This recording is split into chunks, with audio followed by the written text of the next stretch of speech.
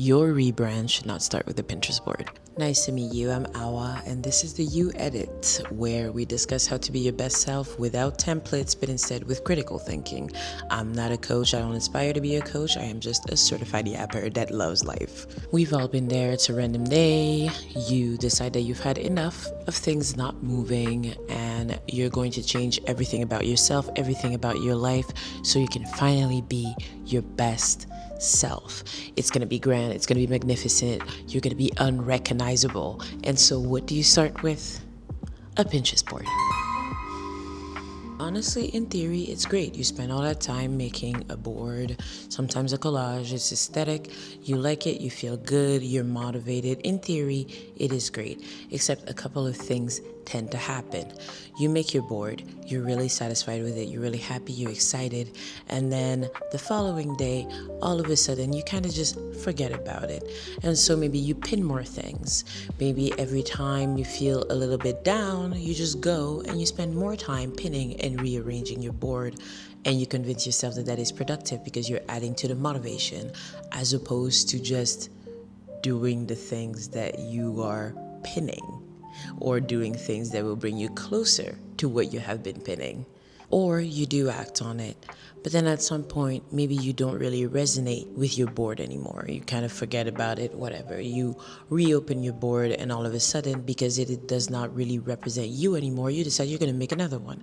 So you spend even more time making another board.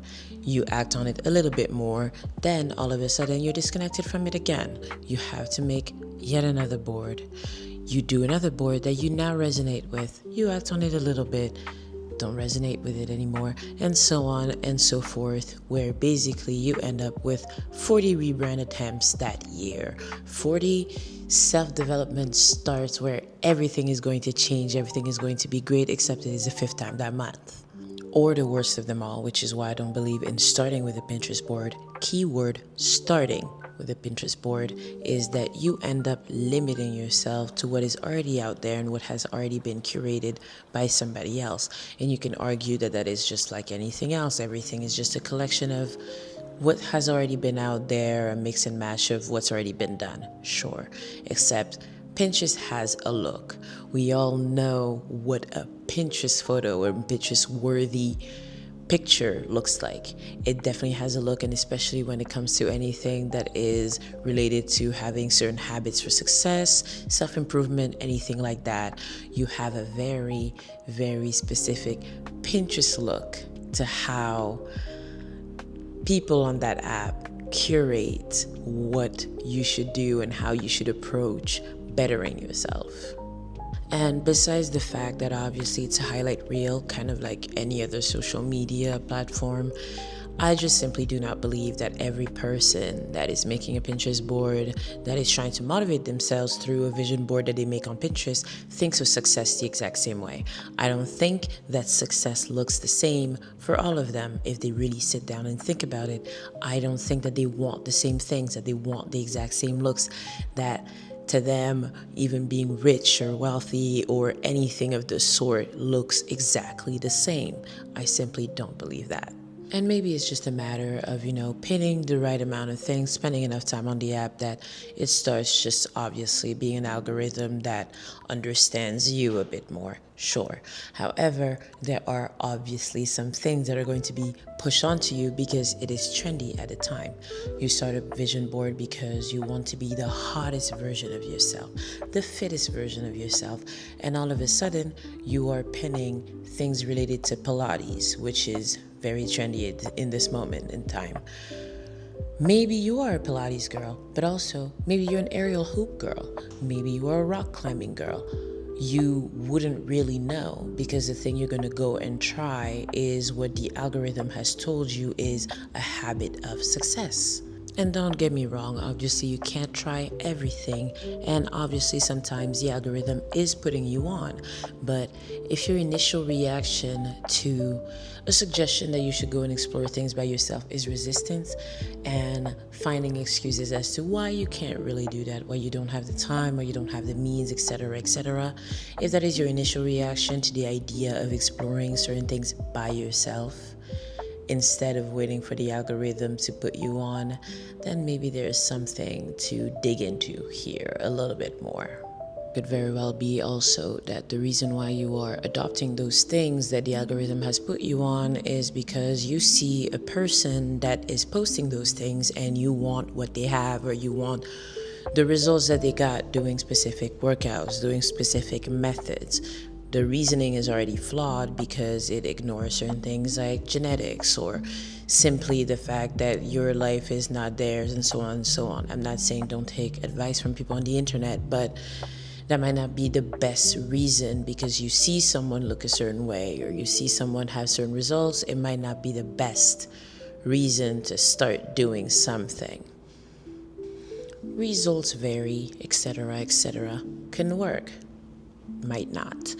Either way, the point is, you might be depriving yourself of finding out something, like finding something that you actually really love, and finding out what happens when you stay really consistent because you actually really love what you're doing, as opposed to because you want a specific thing that you've seen online. You might really be missing out on what your body can do, what your body can look like when you are doing sports or workouts that you actually enjoy, which leads to you actually staying consistent without having to motivate yourself by looking at pictures of other people. Now, of course, sometimes you actually really love something that is trending. Like I personally really love the trending butter yellow right now. I've always loved bright colors, and it actually makes me happy to see that we still have some colors trending that are not the basic neutrals that you are told to stick to if you want to imitate the social class that you're not part of. Now, fashion in an increasingly conservative world is a different topic for another day. But what I mean is, I've always loved bright colors. I love the trending butter yellow, and I know that anything that I get in butter yellow right now is something that I will keep wearing long after people move on to a different color. So it might be that you actually love Pilates, that it makes you feel grounded, that you love it, that it makes you feel more like yourself, and all of those things, and that it becomes a staple in your life. By all means, keep doing Pilates. It's a wonderful core exercise. I myself do Pilates here and there when I'm available and I can take classes. It always does what it has to do. Love it.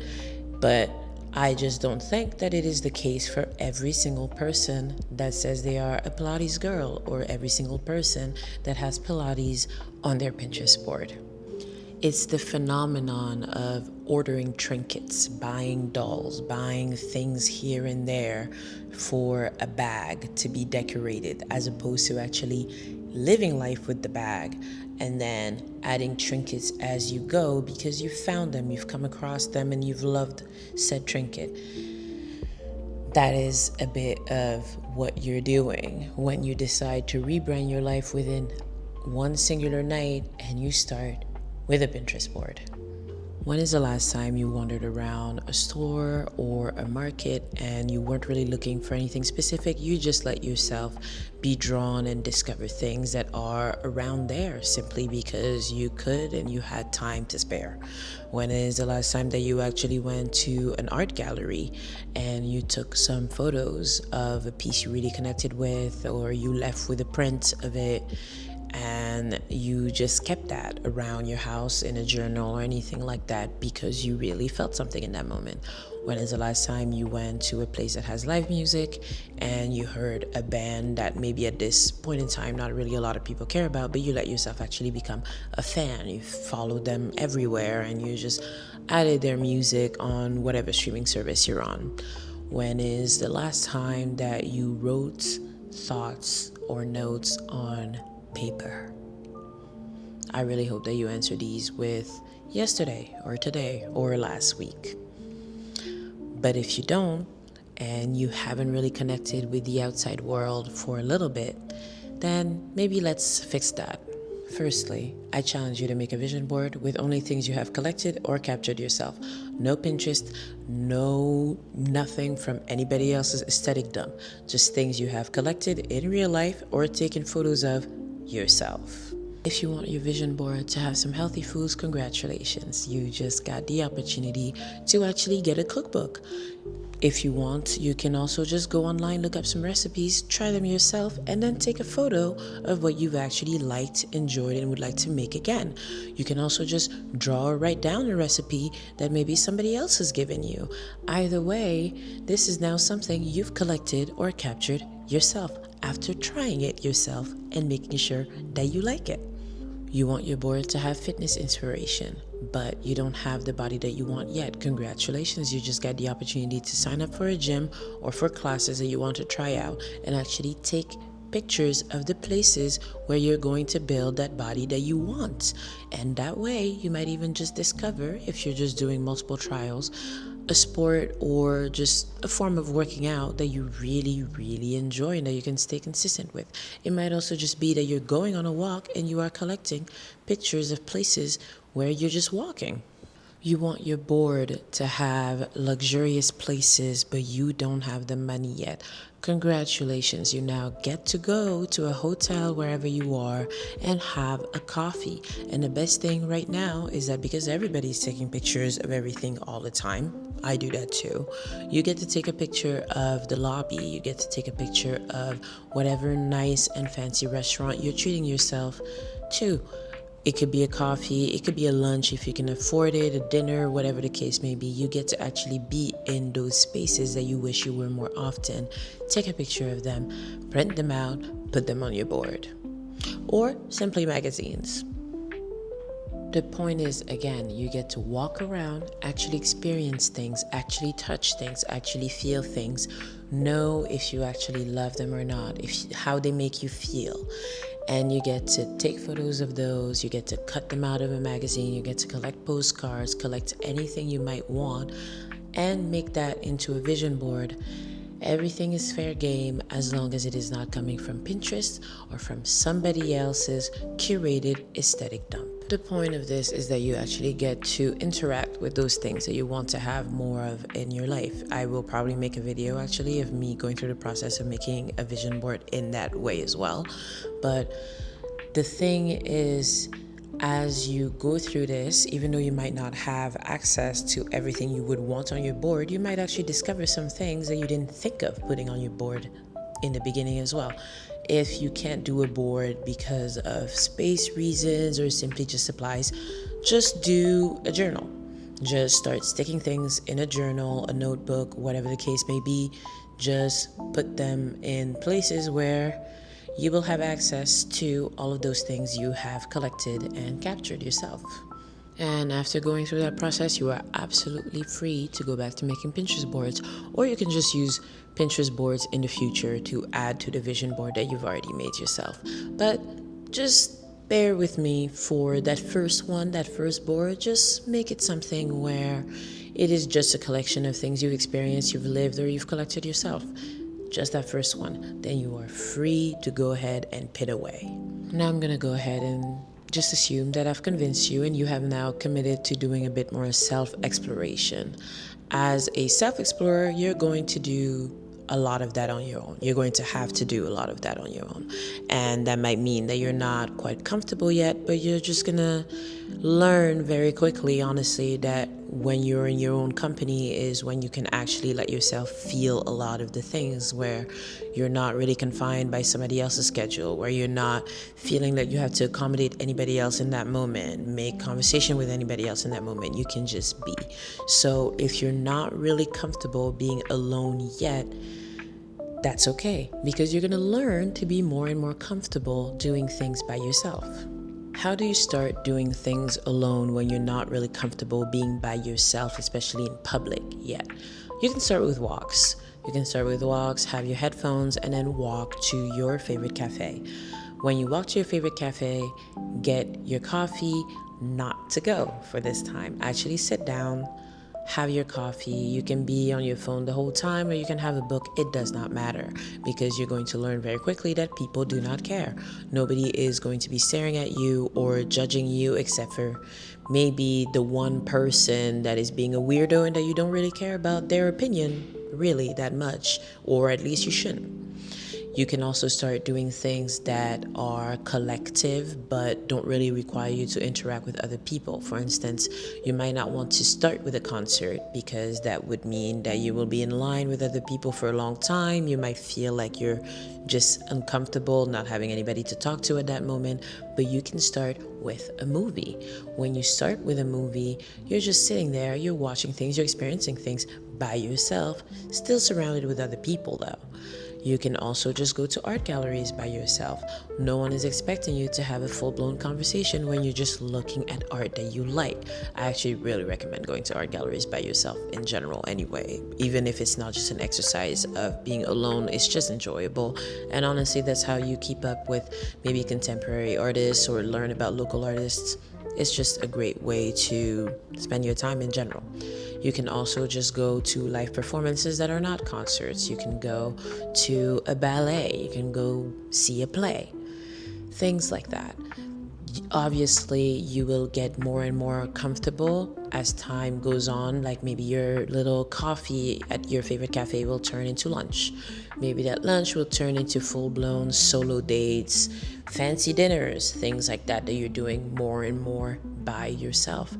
That's completely okay. And if it just has to start with you meeting with someone first, but going there early so you have at least 30 minutes by yourself and easing yourself into it, that is a great way, suggested by a friend of mine, that you can actually learn to just ease yourself into being alone.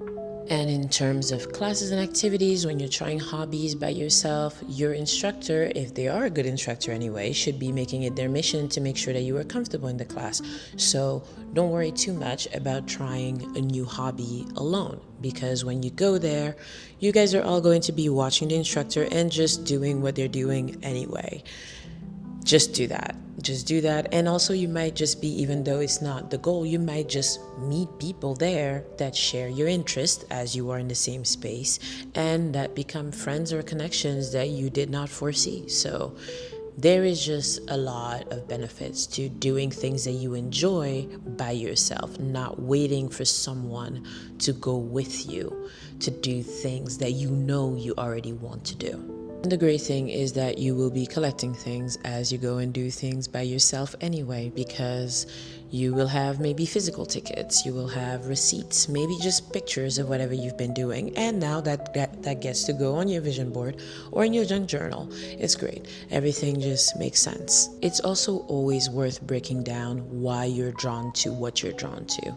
If, for instance, an activity allows you to have a little bit of a time where you don't have to think, now you know that that is something you want to do when you feel overwhelmed, where you feel like there is just too much happening at once. You go and do that activity because you now know that it's not just that you like it, it's that you like it because it allows you not to think for a little bit. If going to see a show, a play, going to a gallery or whatever always leaves you inspired, always leaves you motivated, now you know that it is something you can do when you're in a slump. If doing certain forms of working out or certain sports makes you feel like you're more yourself, like you are feeling more confident, like you can actually do all of those things and come out of there just feeling a lot more positive than you did when you first went in. Now you know that the next time you're a bit down about who you are, or you're feeling a little bit insecure, you can go ahead and do that and just feel better. Breaking down why you like what you like is a sure way to have healthier coping mechanisms, first of all, and just getting to know more about yourself, getting to know about what it is that make you feel a certain way, or how you can actually make yourself feel better instead of sitting in emotional turmoil. And it can even just be aesthetic again. If an outfit makes you feel like you are more confident, like you're more of yourself, a certain type of outfit, maybe a certain type of fabric, of cut, anything like that, now you have just learned more about your personal style. Now you know that the next time you want to go to an event where maybe you feel a little bit intimidated about being in that space, wear that type of outfit that you know makes you feel more like yourself, and that says a lot more about you than just clothes that you've put together, that you've gotten off just watching at whatever is trending. Now you've learned more about your personal style. You've gone on to start curating a closet that actually makes you feel like yourself. And you've given yourself a great tool for self-confidence when you are amongst other people. The point is, never stop at I just like it. Ask yourself, how does it make you feel and what space it might occupy in your life from now on. And I really hope this has given you more motivation to actually go and explore, well, yourself and your world, even if it is just starting with your neighborhood. I will be here doing more videos about things like this in the You Edit. And for now, that's it.